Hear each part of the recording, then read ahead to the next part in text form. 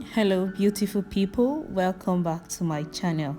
So today's recipe is this red velvet pap that I made about a year ago and shared on my Instagram and Facebook, and a lot of people loved it.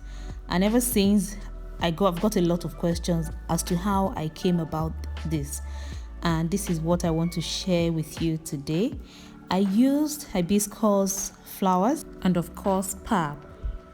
Okay, so this is pap that I brought some out of my freezer. I like to make a large batch which I store in the freezer to use for a month or even more, and I used millet to make this particular one, which is why the color is like this.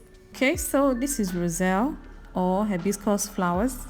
Here in Nigeria we call it zobo. It is popular and you can find it in most markets. Zobo has a lot of health benefits which I cannot begin to list because of our time. This is clove. I'm going to be using some of this in this recipe as well. They are packed with health benefits too.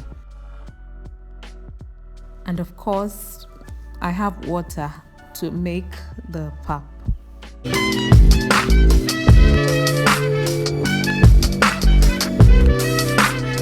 The first thing I'll do is to wash the roselle.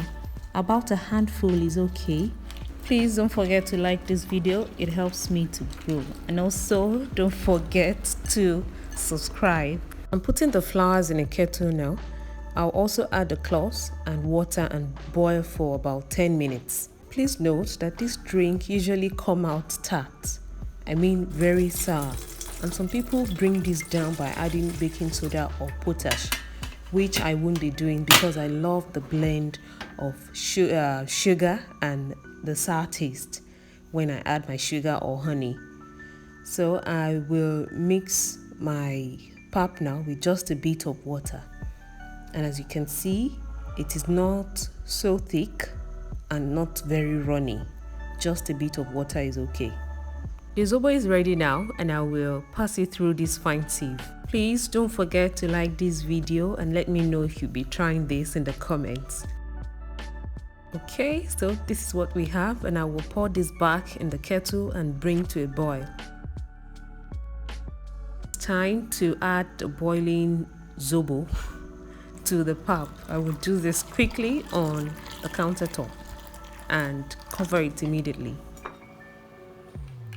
Okay, so red velvet pap is ready. If you have some left over, you can just let it cool, pour it in a glass, add some sugar or honey and just enjoy it.